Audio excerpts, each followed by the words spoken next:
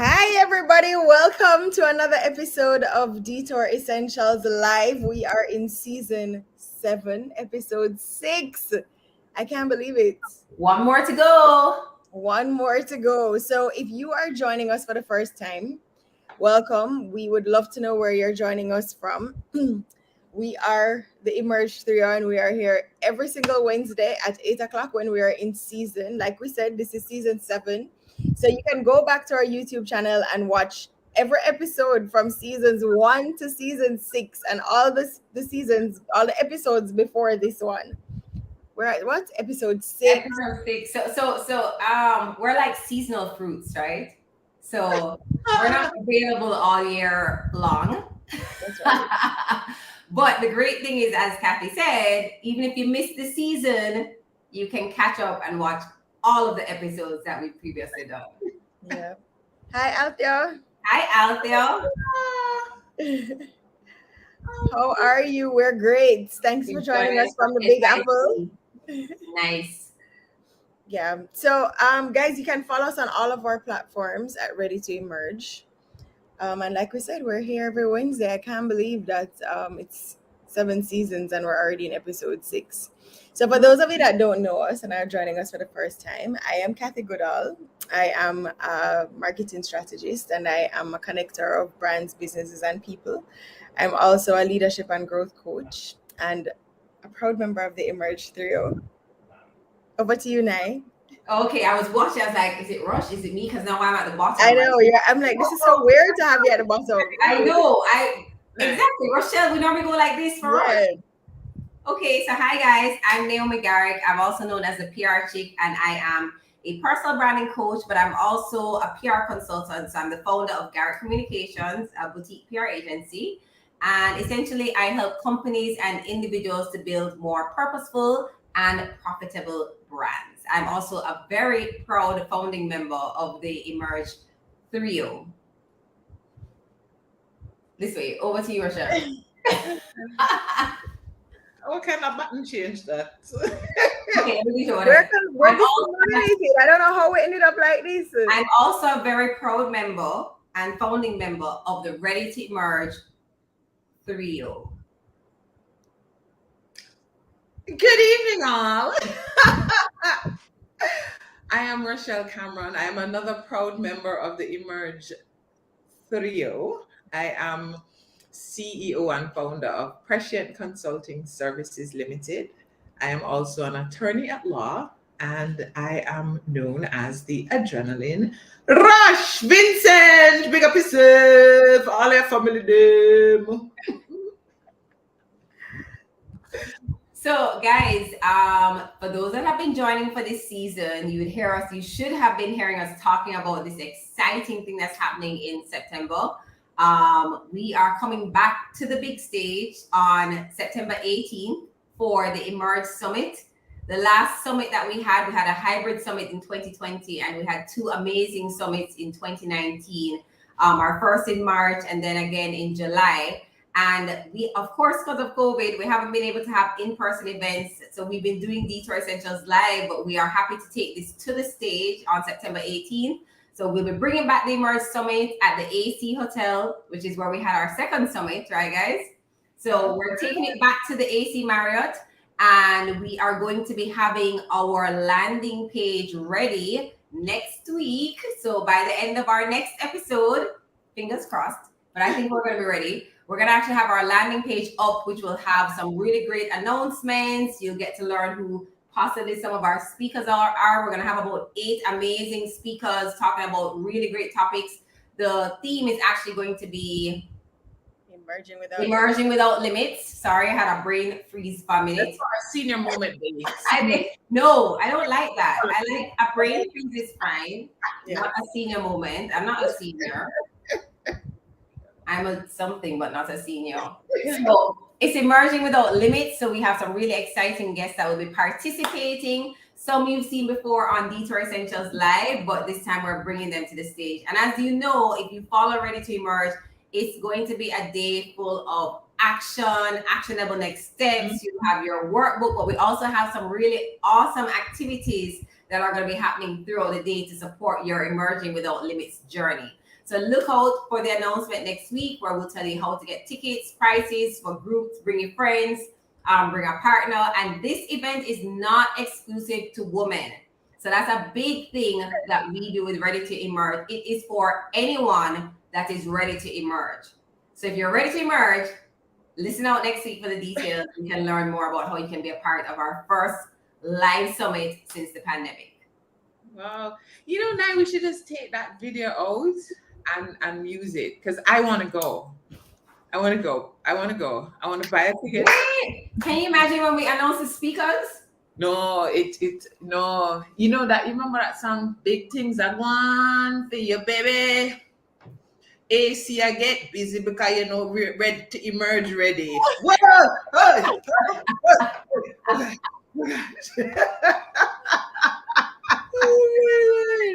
a momentary pause and he says, yeah, okay, men can come. Yeah, it's for people. Absolutely. We want everybody, all the peoples, anybody. And you know what's interesting though? So what we have noticed for our events as well is that we don't have a particular age group either. So we've had people send their children, not little children. Well, we had little children Teenagers. at one of them. Yeah, People we've had bring some their teenagers. teenagers, children. We have had adults over 70. We have really a wide cross section. Come as their date Saturday or their Yes. Sunday. So Yes. and this Sunday we thought would be, for persons who have to do the run up and down on a Saturday that you can Yes. on a Sunday, but being still respectful of those who might miss church. We're gonna have some church too. It's gonna be. We're so excited. We're excited. We're so blessed to be able to have this opportunity again to present to everyone. So guys, trust me, look out, you're not gonna want to miss it. Yeah. Glad we have potential sponsors viewing tonight.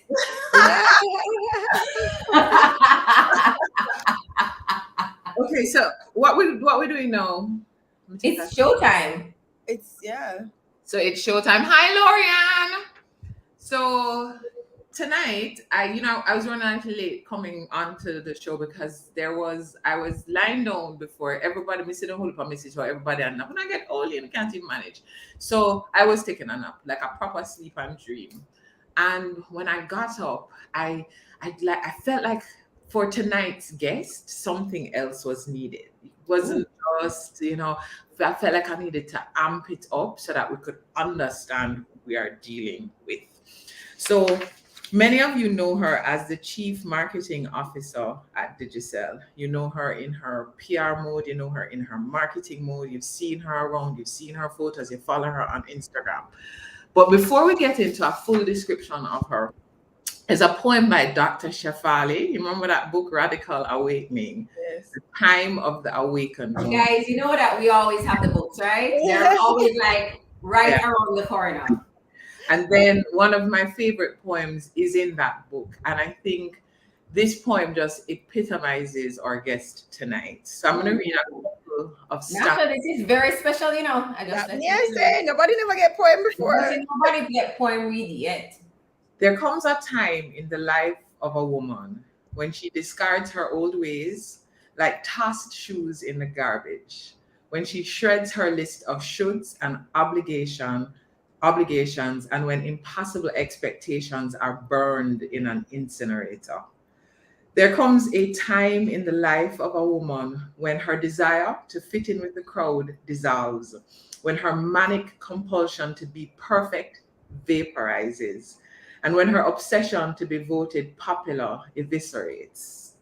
There comes a time in the life of a woman when she no longer cowers in the shadows of her unworthiness, when she no longer plays small so others can feel big, and when she swaps the role of victim for the role of co-creator. There comes a time in the life of a woman when she unabashedly and boldly occupies her ultimate sovereignty, when she finally feels ready to claim her space in the world, and when she redefines compassion as unequivocal self-love. There comes a time in the life of a woman when she finally releases her childlike dependencies on others, when she dares to rewrite a mandate of living for herself, one that says, I release unworthiness and fear. I divorce servility and passivity. I divest inauthenticity and enmeshment. I end the pretense of being someone I am not. And from now on, I declare, and let me tell you, Nasha-Monique Douglas declares, I will ascend into my highest power. I will embrace my greatest autonomy. I will celebrate my deepest worth. I will embody my fiercest courage and manifest the most authentic me. And tonight, the time is now that we share with Nasha-Monique Douglas. This woman is fierce, she is bold, she is courageous. If you've met her, you can never say when you meet her again, nice to meet you, because you could never have forgotten her. She loves hard, she works hard, she plays hard. She is that queen who fixes the crown on other queens' heads always. She's that one who calls you up and she's like, girl, you gotta get up and get moving. And not like how you're just staying still. You've got to be moving. That's Nasha. She stands up in any crowd and she defends not just herself, but others around her. She is woman, she is awakened, and we are privileged to be in her presence tonight. So, pot cover, welcome to the one and only Nasha Monique Douglas. Wow, I feel good. Hi, ladies. Hi, Nash. Hi. Sasha say we need to share the name of the poem with her. Oh, I just wrote down the book. I'm about to buy it. It's Already already on Amazon waiting Prime. by Dr. Shafali. And I'll figure out what page that specific poem is. No, I'm a buy the book. Period. It's worth the read. Good. You know, I'm a book person too. Yes, I know. Nasha, me never heard no poem read from nobody yet on this show. You have no idea the timing. It was a rough week and it's only Wednesday. So thank you very much. I appreciate it. Welcome, Nash. That's a perfect introduction. You know, every time somebody brings up that I'm doing this, I said, you know, you might want to tune in because this might be a filter-free moment. And then I said, well, Nasha, it's always a filter-free moment. So, Right. Facts. That is facts, and anyone that knows Nasha knows that is and that's what makes you Nasha. Life is too short, man. Life is too short. Do it in an honest way. And you have always been just your authentic self. What since high school to now, no change. Yes. So there are so many things to say about you and so many questions that we could ask. I know people want to know about your marketing journey and just your life in corporate, which we have all these conversations about all the time. And we know that you are an inspiration to a lot of young women, regardless of industry, just seeing you on your journey and how you have not only built the brands of others, but you have built your own brand, right? So as Rochelle said, I mean, whether we know you personally or don't know you, we know Nasha-Monique Douglas. That's for sure. But what I want to talk about is we always start with the journey, right? But the last 2 years has been a very interesting journey for everyone. We were actually all on that journey together. And you and I started 2020 together at Vision 2020 with Oprah, where we had big dreams. We were going to do vision boards.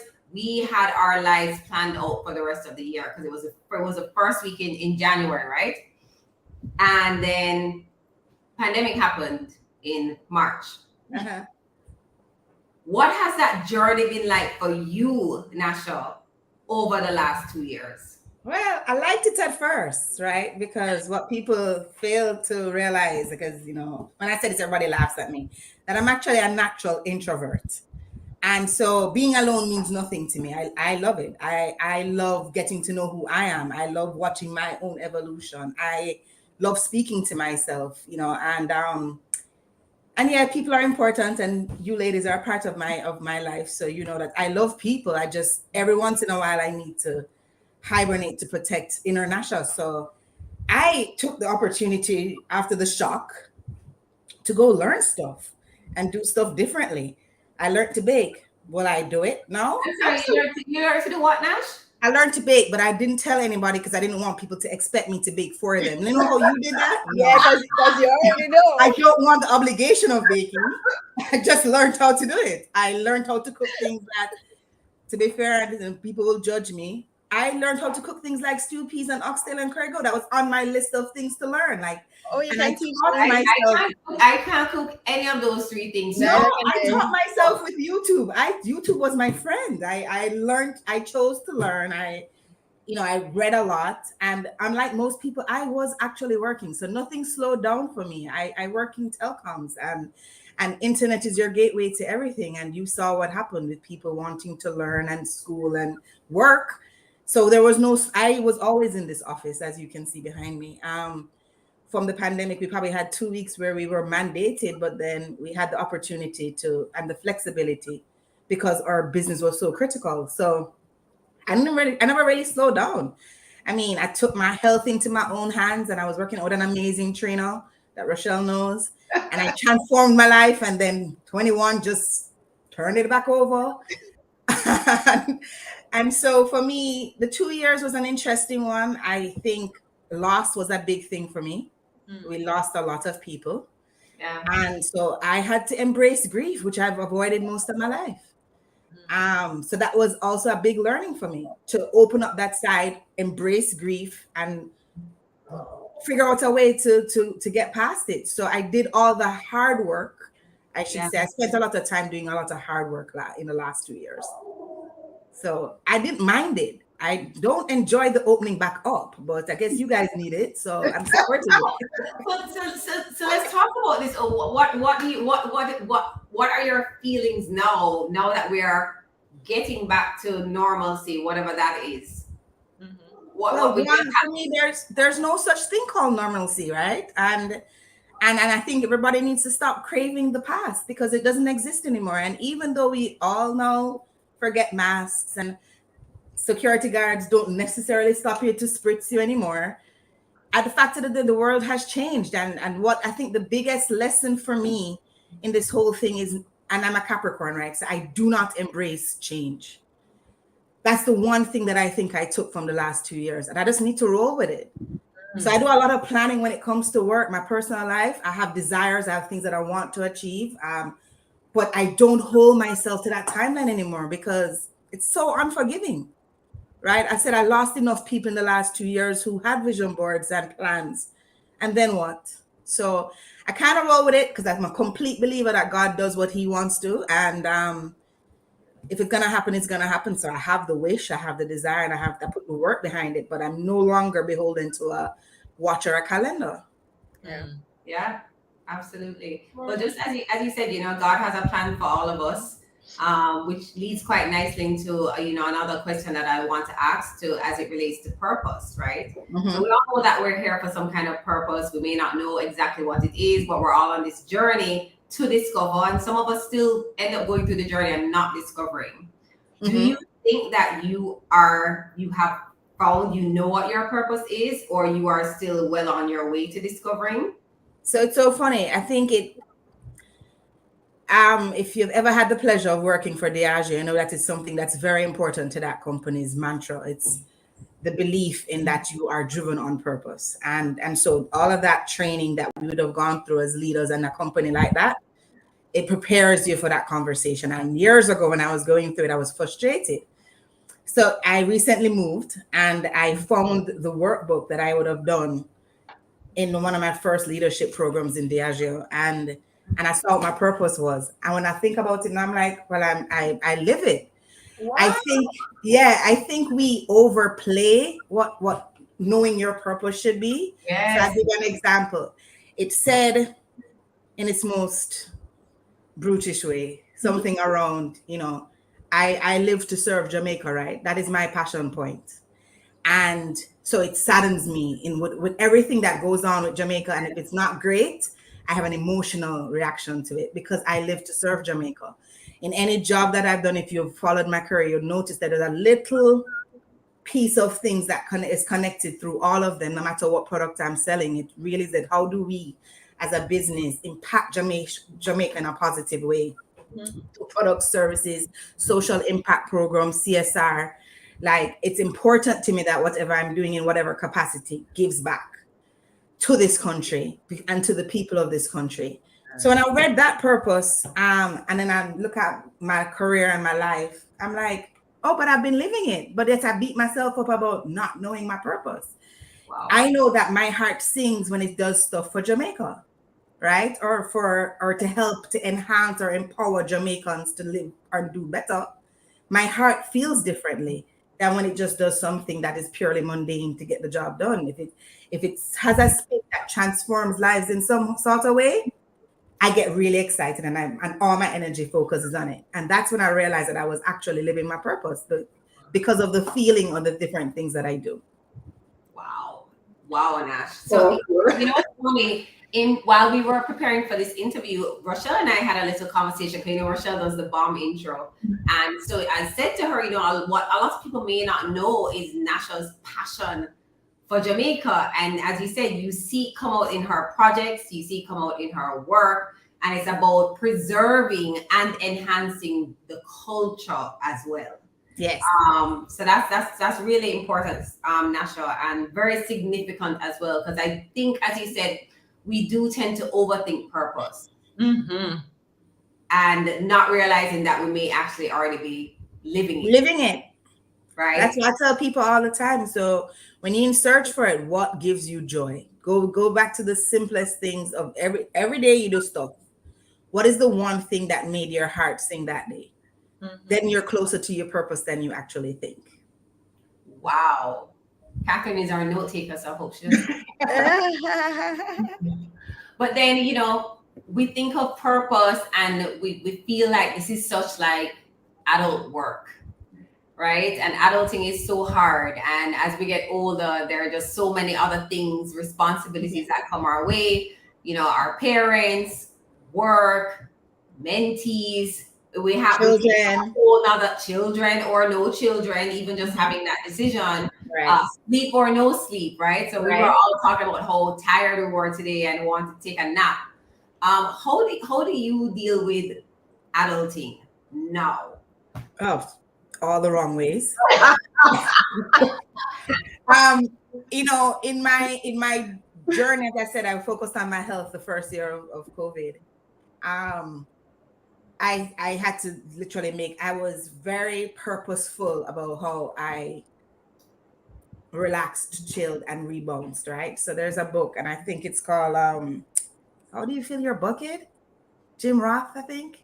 I'll figure it out at the end of the. How do you fill your bucket? That's what you said? Or To Fill Your Bucket. I don't remember the title now, but it's this big. It's this big. It's also worth the read because I'm the kind of person, right, that throws everything into anything that I do. And if I don't do it, that means, I don't want to do it. So when I put my all and my passion and my love and my hard work and energy into something and to people, it leaves me completely depleted. And I read this book, and it was an actual consultant that was hired to turn me into a leader that made me read it. And I realized what it was. It was you have to find time to rebuild. You're not going to stop being that person. If you're that person, you're that person for life. But you have to know when to stop and actually put back the stuff in your bucket. So for me, sleep is important. If you know me, I love it. Like Sundays, please don't have any events on Sundays. I'm not going to go. I like my Sundays. I read a lot, as I said before. I love spending time with my friends and my family and the people that love me, because you need to have that around you. Prayer. And whatever form of religion you serve, if it's something that makes you feel better, you should invest in it. But you have to be very structured and strategic about how you approach keeping yourself healthy. So it's not just about the gym. So gym is a big part of my life, and I love feeling stronger, but it's not just about the gym. I took a week off this week because I needed to sleep. Right? Because you know me, my call time is 4:30. And then I go until like 9, 10 o'clock at or 11 o'clock at night. And I'm like, I'm really exhausted. I'm not thinking Yeah. everything. I'm cranky. So I said, you know what? I'm not doing the gym this week. I'm gonna take the time and just sleep. So I go home early, I sleep in a little, and then start the process again. And I felt so much better just by adding a few more hours to my night. Yeah, I think we underestimate that the importance of sleep. I think we're all realizing it more and more now. But Right. to recognize it and actually do it is another thing. Yep. Yep. You Yeah. know, so I'm downloading that book there now, because my book it have Yeah, run out. it's called How Full Is Your Bucket by Tim Moore. That's it. That's it. Great little book. We have it in my Kindle right now too. Now I'm gonna have to put on the glasses for that.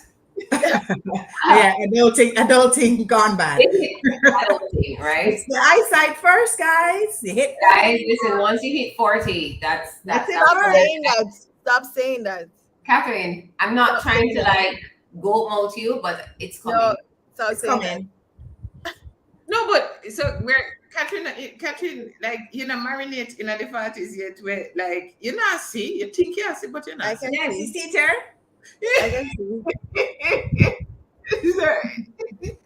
But Nash, you know, as you're speaking, and I think one of the things about you is because you are.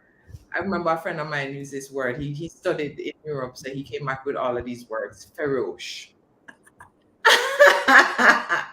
But you actually are fierce. You are fierce in your work, in your relationships, in whatever you're doing. And as you say, you have to know how to fill back that bucket. You are chief marketing officer of major telecoms. And 10 years ago, that would have been unheard of. But it's strides over the years and the dogged approach of people like you in your professionalism that's opening doors. Because we're not talking enough about doors that opening, elevators being sent down, Right. so that we can be where we're at now. And there's more. There's more. But in this journey to this space that you are currently in, everything has not been a bed of roses. They've been good, and there have been good times, there have been rough times, there have been times where you have to Tons. get back. Yeah. Can you tell us a little bit about those persons who are struggling with the downtime now, so they can't see Yeah. where they can ever get into that C-suite? Uh-huh. What that journey has been like, and how you pick yourself up and just get back on the road, even when you Right. just a bubble and a go on back, but you go back on the road. Uh-huh. I will say it's has been a journey of failing forward constantly, and I don't think I used to handle it well. And I think when I shifted my thinking and my mindset, I hate using that word, but I'm gonna use it a lot tonight. Um, it changed and it opened other doors for me. So, like number one, and I don't I have to be very careful how I speak, considering we live in a very small island, and you can guess some of these places.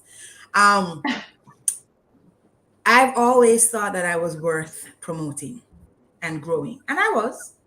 And I found that my functional prowess got me to different stages, but it never got me to the job that I wanted. And it used to be very frustrating because then you're like the person that does the person's job. And it's frustrating that somebody else is getting the credit. It's frustrating that you're doing all the work. And yes, I'm being compensated for it fairly because you don't want the person to go. You don't want me to go, but you're not advancing my career or helping me get to the next place. And then I had to make a decision that it was just not worthwhile. So I took myself out of the system and I decided that I was going to leave corporate for a while and figure out life for Nasha. I would have worked so hard. I saved enough. I could just take a little time out and go visit my friends all over the world and try and discover what I really wanted to do. Because I can't ever say that this is what I want to do for the rest of my life. I'm not that kind of person. I want to try new things like everybody else. So the first thing that I realize is that sometimes you need to take a step back to go forward. Yeah. Yeah. And sometimes it has to be 10 or 15 steps. But what you need to do is to release that ego and just be humble about it. it's our ego that forces us to make very stupid decisions, right? It's our ego that tells us that we should be this place, and so we're going to do whatever stupid thing to get to that place. It's our ego that tells us, well, Naomi is doing this, and we were in high school together and college together, so why am I not at this level? Mm-hmm. And I was okay. I got to the place where, and like any marketer, I have a little bit of an ego, but I got to the place where I didn't care what anybody thought. I didn't care what you thought anymore. And that is that beauty of hitting 40. All my friends who were older told me it was going to happen. I didn't believe them. But I got to the place where I'm going to start over and figure out what I want to do. And I'm leaving all of this behind because it's no longer serving me, it's serving other people. And that's what I did. I took some time off. It was not sufficient time off. And then opportunities started to come to me. I would have jumped in one that I thought was probably one of the best experiences at the time. And it was before I came here because I had to not be corporate Nasha anymore. Yes. I had to learn how to manage millennials, right? And how to that driver culture that we're so used to in corporate does not work for those guys. Yeah. And I had to be softer and I had to be much more understanding. And I started to listen. And then my mother says it to me all the time. She's like, I don't know why you never became a therapist. And I was like, I probably should look into going to school for that just because I do like it. I like listening to you. I just need to fill my bucket at the end of it. It was the journey for me. Whilst looking at it from when I made the decision, I was scared. But something inside me told me it was the right thing to do. Something inside me told me that you needed a reset. Mm-hmm. Yeah. Something inside me said you are stuck, you're not happy, you're not feeling good. And everybody saw those smiles on my social media posts, which is why I'm very careful on how I post now, because I don't believe in doing the foolishness. I only post when I want to, and I only post when I'm genuinely happy. Or when I have something to share. And sometimes it's not happy and sometimes it's going to be messy. But I'd rather you see the reality than thinking that there's no such guts and glory for everybody, right? And I would rather be open and transparent about that than living a life and a lie that I have to keep up with every time I see you at the on-courts of this world. And I smile and everything is great. No, it's not always. But I'm grateful that I'm alive and I'm grateful that I have opportunities. So I always have to do that too. Focus on what is going great in my life and being extremely grateful for it. So I say all of these things because those are tools I put in my arsenal. It's not something I wing. I used to do a grateful jar, so it forced me to say what I was thankful for every day. That's what built that muscle. That's how I started on that journey. I turned 40 and I said, okay, I have to change something and I am unhappy, but why am I unhappy? Right? And I started to seek. Every single day I had to sit down at night and I had this big jar and I had to write one thing I was grateful for. And it's, of course, it started off with life, life, life, until I'm like, wait, these 5 things happened today. And then, and at the end of the year, I reread all of them. Wow. And then I put them into categories. A lot of them were friends related and family related. So the people in my life are important and Yes. are absolutely necessary for me to survive, right? And then things like freedom and finding the joy in the small things. Oh, ask Naomi how I feel about a sunset in the grill. Our favorite thing to do. Favorite thing. Sunset and sunrise. Anyone? Absolutely. Yeah. But I'm very purposeful about it. You know what I mean? Because I'm naturally a cranky Capricorn. So you have to be deliberate about the things that keep you positive, because that's the only way. Yeah. And Nasha, as you say that, you're the cranky Capricorn. And as women move up in the corporate world, there are lots of adjectives that tend sometimes to be appended to us that are not adjectives that are uplifting. And people start to you going, oh, she going so she think she big now, I remember when. So sometimes it's not said directly to you, but you can feel the energy. Or sometimes it is Or brutally. said to you. How do you deal with this and show as an example to other people? Because you know what, people can say whatever they want to say. How do you handle those kinds of words and that kind of energy? Oh, I answer you in the morning. And I've worked on being professional about it because we do lead and manage people, but I am answering you because when you do not address the issue, right? As whether it is in a, let's put it this way, in a responsible way, but answer the issue, the people that are coming up in on the ladder, as you say, that are not used to working in corporate environments, see that behavior and think it's okay. Yeah. And I'm sorry, it's its own form of abuse that I will not tolerate. So from anybody, right? I never had parents that used to manhandle me roughly. I mean, them was strong when they ready, but them was manhandling and abusive, like any typical Jamaican parent. I've never had somebody raise them hand to me and live. Sorry, let me not say that. Function. I've never had that experience, so I don't understand abuse, and I'm never going to. Yeah. So, and I think the worst kind is emotional because that is like it cuts you in a different level, right? So when I've seen it, I've experienced it throughout my career. So when I'm at a place in my life now. When you cross the line, I'm answering you.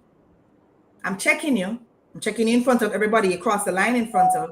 And then I'm checking you after to tell you where you went wrong because it's not okay. Because believe it or not, there's a lot of people running companies in this country that don't understand that there are actual policies against discrimination.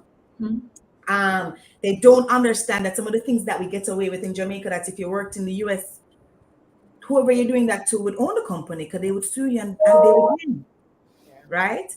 So there's behavior that if we, especially as women, and I'm not just saying that this is just women, don't check, you make the next woman that is coming up on the ranks think it's okay and then have her suffer for another 10 years like you were. And that's not fair. Yeah. Yeah. Well, yes, Nash. Be surprised the things that have been said to me throughout my life. You said like yes, Mr. Douglas. No filter. But this is the kind of conversation that we need to be having if we are moving forward, not just as women, but as a people and As as people. that how we will respect each other. And as women, and people say to us all the time, how do the three of you, how you read so much episodes, on to kill one another already, we really like each other. And when women work together, there's all kinds of things that said. I have had great female relationships. I've worked with great women. And Nasha is one of the people that we can sit down for hours, hours,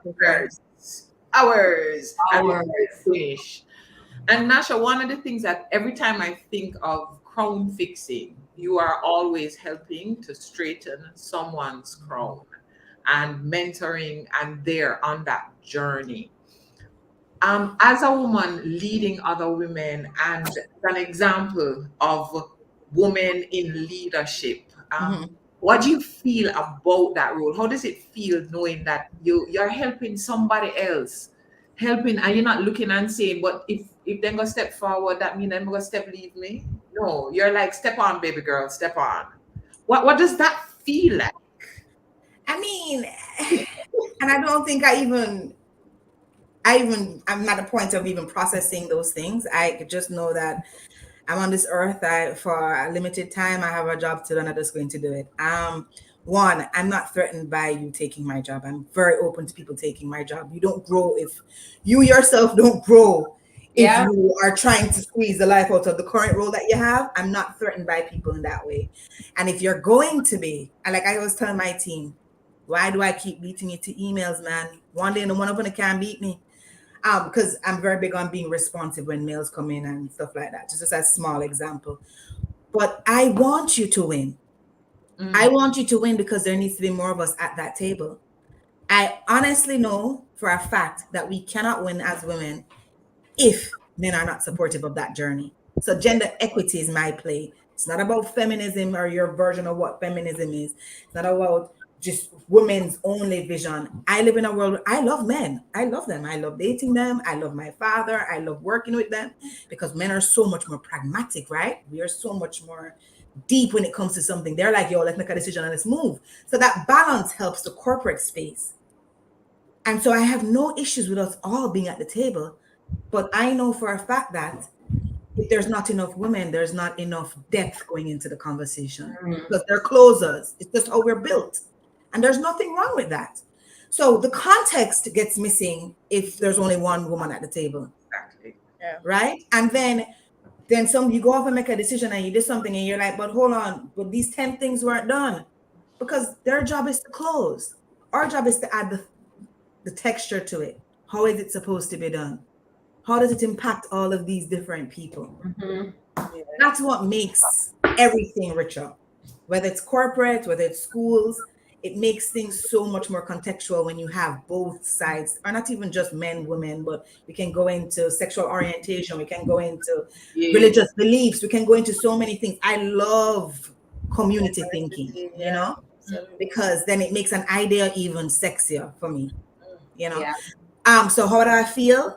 I love when I hear people call me back years later and say, because of you, there's this girl that actually wrote me a year ago on LinkedIn to say when she sent her resume when I was at Red Stripe for an internship, and I sent it back with red ink and corrected the resume and told her to wheel and come again. And I was like, ooh, because I was different then, right? So I was like, ooh, that's harsh. What would I do if somebody did that to me? Oh, people did do that to me though, right? And so I said, I'm so sorry. I never meant to be that harsh. And she's like, no, but it was the best thing you ever did for me. And now I'm at this job in this post.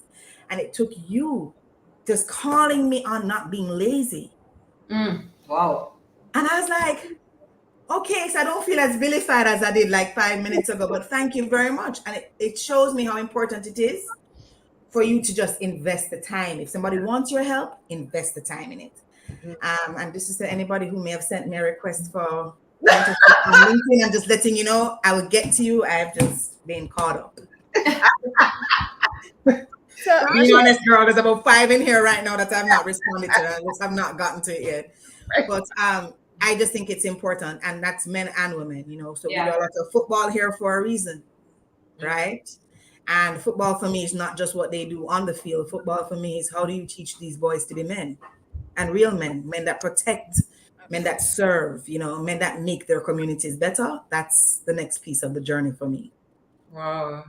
No, Let me give Kat a chance. Kat, I know me just talk to Nasha all night. I think we all would talk to Nasha all night. So, before we go into the best advice segment, we've talked about your professional journey. Mm-hmm. But even when Rochelle talks about straightening each other's crowns, for me, you, I think, have helped to create a space for me, for Naomi, for quite a few of us in the corporate space that exists, in a particular industry where in our professional lives we're extremely competitive. But you were very intentional about getting us together and about nurturing the different relationships that we have. And I think for me in particular, it has been one of the greatest spaces for sisterhood that I have experienced in a very long time. You're on mute. You're on mute.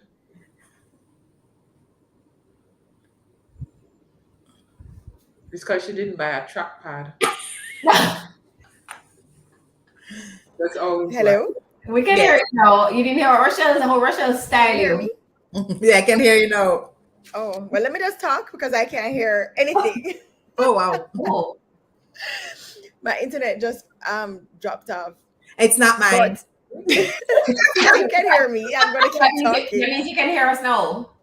I cannot hear you. Okay. But you can I read know. lips. But I can read the lips. Yes. So Nasha, my question, right? Why is it so important, or why was it so important and is so important for you to nurture those relationships? And how do you find time to even manage that? I feel like whenever I come to Nasha, she always makes time for me. Mhm. I don't think there's ever a point in time, and she's that person that I go to when I need the harsh reality. I called her the other day. Actually, I saw her. I went to pick her up, and I was like, I'm done. I'm done. And she's like, finally, I was waiting for you to get to this point. But But why? Tell us why that's so important to you and how you find the balance. Um, well, in terms of that particular situation with our group of friends, I remember it was an actual incident that forced me to have that conversation. I had I'm friends with pretty much everybody in the group, and two who are not friends, didn't know each other, almost went to blows at an event. Not that they would physically have gone to blows, but they were both calling me, and I'm like, you know what? Why do we do this? And men get along so well. Like they have their lodge, they have their football clubs, they have their different activities that Even, they cook even when up. they don't get along, they get along. And even when they don't get along, they have a rule that they will not go against each other For us particular, publicly, for the most part. Especially men of our era, I think they have a code, and we don't. And there's this thing, I don't know if just based on history, because I've started doing that, right? I've started to dispel all the myths that have existed in my life. And there is somebody that sparked this thing where women are not supposed to get along. And then there are people that further it by saying, Locks and not really talking, they really like each other. Like, you have to take that narrative out of the conversation. Yeah. Like, don't even add it. Don't walk into a room of women and and then somebody make a comment and then you allow them to get away with it, because we have to stop that noise and that narrative. There is enough for all of us to share. Mhm. There can be, you guys do this, and other girls can choose to do the same thing. It's not going to be the same thing because it's not the same ingredients, right? It's not the same sauce, right? You all bring a different mix on personalities to something. So that is why I go back to, I'm never going to be threatened by you, or whomever the you is. I'm never going to be threatened by you because I'm coming to the conversation with my own experiences and my own life, and it's different. Mhm. So even if we're doing the same exact thing, and we can also talk about, like, Naomi, personal branding, because I feel about all these little copycats that have popped up. But my thing is, I'm okay with you. I'm okay with you doing it. I'm even okay if you're better than me because it makes the industry grow. Exactly. Absolutely. Right. So to me, collaboration is my number one thing. I love when people come together and work together because I can assure you, as super connected as Catherine is, Catherine can move the needle on something without having this person backing it and this person backing it and this person supporting her on it. We are better together. And I cannot believe I use my own tagline, but we are better together. And it's not just women and our women alone. It's the mixture that I go Yeah. back to again. certainly. So it is important to me to always open that door and to Mhm. be that facilitator, especially when, because there's other groups that I am in and people reach out to me and like, why you have this person in the group? And I'm like, I needed to hear a different thought. Yeah. Like, I'm very big on, I want to hear something different. I want to know something different. I will put random people into our project team for something at work because I don't want to hear my own work. So yeah, different. It may be the same ingredients, but it's always going to be a different sauce once you're at the center of it. And once, especially when you own who you are. I cannot say that enough, that authenticity is probably the only thing that has kept me going this long. Whether you like me or you don't like me, I'm good. She tells no lies, my Yeah, people. like Thea said, yep, when you need a harsh reality, call Nasha. Oh Lord, you really put that in the group there? Nasha, we have a best advice segment where we Okay. ask you what's the best advice that you've either received or that you'd like to share about a Mhm. particular topic. And earlier we talked about the fact that you're living in your purpose. And what advice would you give to somebody else about living their purpose? Oh, that's what. Oh, okay. Because you said best advice, I was gonna go somewhere else. So I'm gonna You tell you too. yes. Um, Best advice I've ever received, which ties into what I'm gonna go next, actually comes from somebody that we have in common, which is my former CEO, Cedric Blair. Cedric said, "You're young. You can afford to start over. You can Ooh. afford to get fired." And then I'm like, that's the day I woke up and I'm like, I'm gonna do some bold, different stuff. I'm not gonna make anybody stop me. As a matter of fact, yeah, because I can get fired because I can always start over. Like, once you're doing it with the right intentions. Yeah. Once you're doing it with the right intentions, and that caused me to take some massive risks with the work that I do across the different brands that I've had. Because I'm like, yeah, okay, I can get fired, but I can always start over. And Jamaica's a place I can never go hungry in. I have too much people in my life here. So that goes back to living my purpose. It's I choose to be myself. I know that sometimes I can be harsh.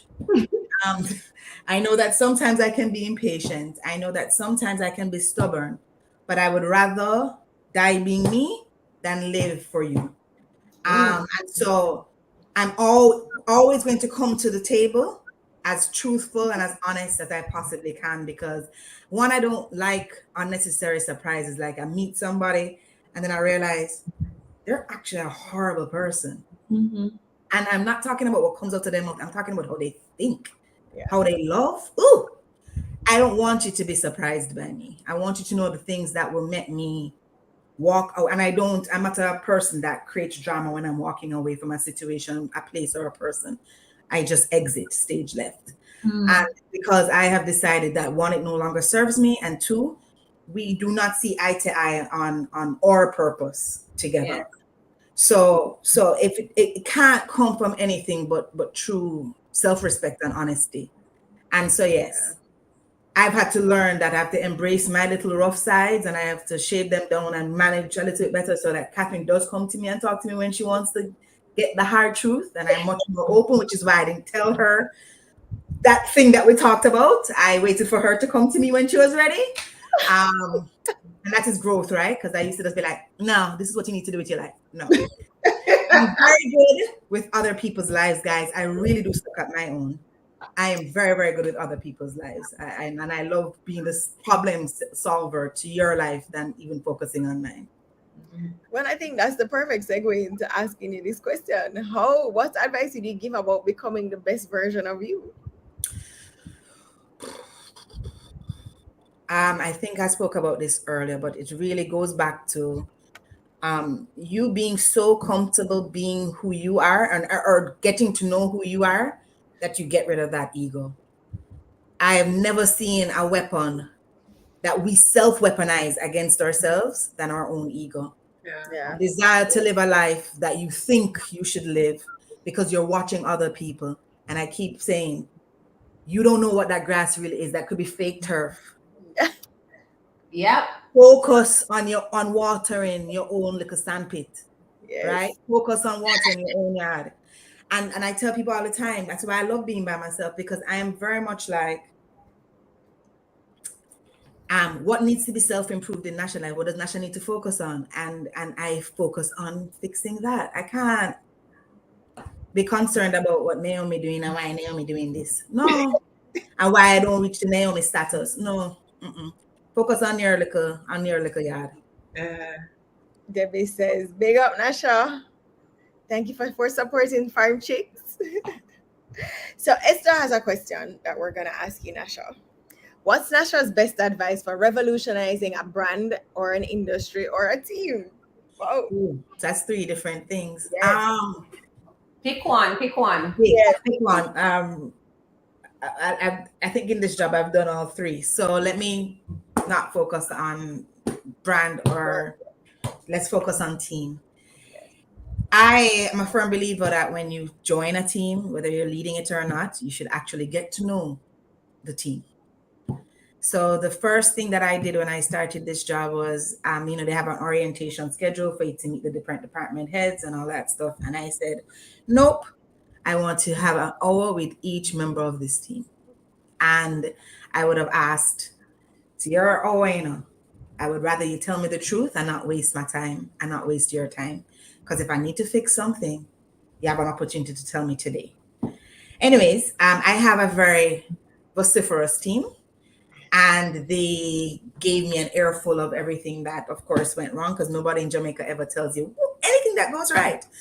And that is what I spent the time getting to know them. So I planned how I was going to shift and evolve the brand in a time of COVID because I would have started 2 months before, knowing the challenges that I would have had. The first thing I had to fix when I came here was my team. And it took a year. And I think I have a pretty beautiful and solid set of people that I lead right now that are independent of me, thank God. So I can take vacations. But it's because I invested the time into listening. And I think that we all do a very poor job of that. especially when we're leading people. We don't listen and we don't pay attention. So I can tell when there's something going on in somebody's personal life because I know them so well. I can see the shift. And Yeah. whether it's work, their energy, their attitude, I can see that something is wrong.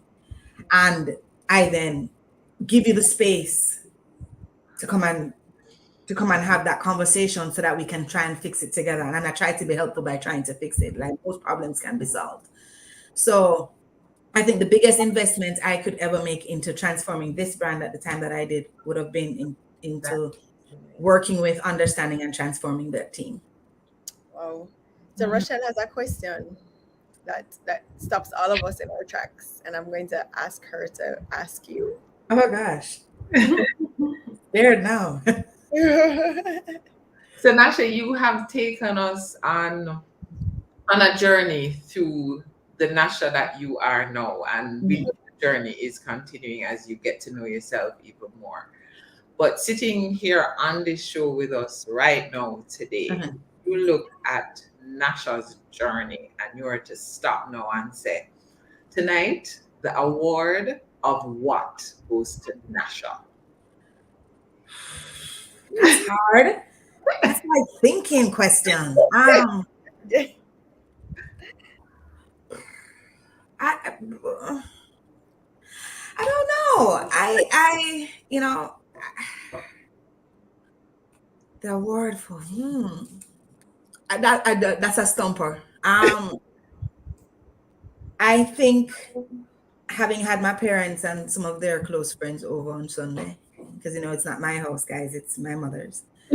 Um, and just listening to them and us talking about my journey to have gotten to that place. I'm just really, really grateful that I have the parents that I had and who invested in me. And so I think the award is listening to them and listening and really taking those nuggets, but forming my own opinions. They'll tell you, never give National ultimatum. She's always going to take the opposite thing. And it's true from I was a child. Um, but I have a really solid foundation that I'm proud of. And it's not just my parents, but it's the village that they raised me with. I had working parents. So when I saw all the people that have contributed to my success as a person, it was their village, and I just fundamentally don't believe that people should raise children without one. And so I try to be as I try to contribute as much to other people's lives that way because I'm a godparent to most. Mhm. Not To the many. greatest, but I try. Because I think it is so important that a child gets different viewpoints on life, even though they have that strong, solid foundation. So I guess the Well, award I Sia have to give it gave to you not an to the award. family. Yeah, giving Listen, it to the family.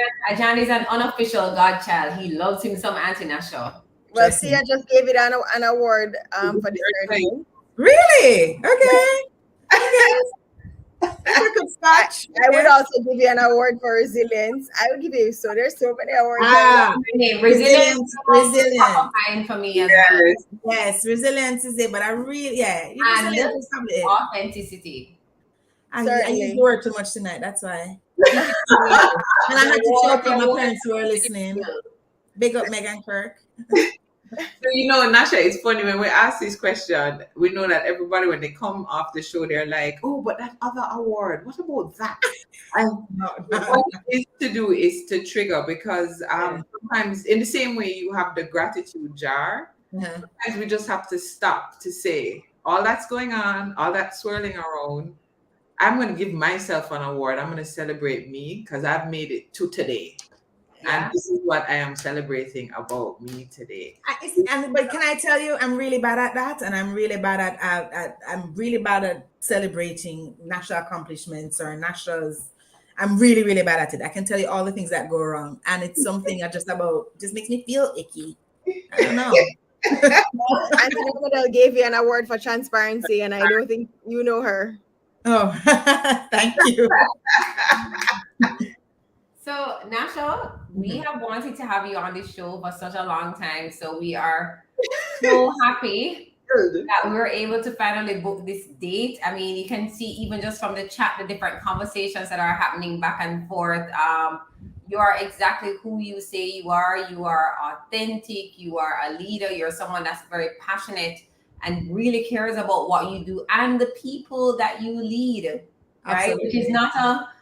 not everybody's like that, as we know, working in this corporate space, and just what you're trying to do with Brand Jamaica. And we are so happy to know that you are living your purpose, right?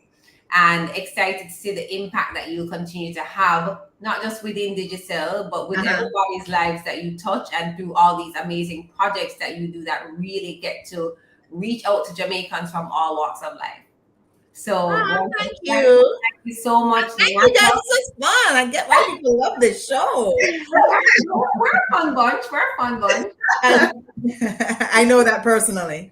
So where can people find you, Nasha? If people who are seeing you for the first time and they just loved your energy, where is the best place for them to connect with you? 14 Ocean Boulevard, Digicel head office, which You're I'm gonna send currently them at. to the sales head office. That's where you're gonna send them to connect with you. No. I mean, you're putting me under pressure. That means I have to put content out, and you know how that goes. Well, you already declared that you're not gonna see content from her every day. She'll post when she's ready, but she does post her Lazy that way. post of the month, which I'll be in this month. Yes, you will be. It's at Nasha Douglas at everything. Twitter, which I'm not good at, and I really rarely go on it. It's very brutal. IG, Facebook, LinkedIn. LinkedIn is my favorite place. But yeah, I am at 14 Ocean Boulevard. I love guests. That's a joke, guys. Really. So I'm sorry for you this week. When everybody just starts showing up and say, "Hey, tell her it was someone that watched Ready to Emerge." So this is on YouTube, so it's gonna be live right after. Hi, Nasha. Oh, thank you, ladies. It was fun. Thank you, Nasha. So before we sign off, guys, we just want to remind you to look out for details on our upcoming Ready to Emerge Summit, which is going to be on September 18th, which we maybe by the end of the show, we might have a new sponsor. We don't know.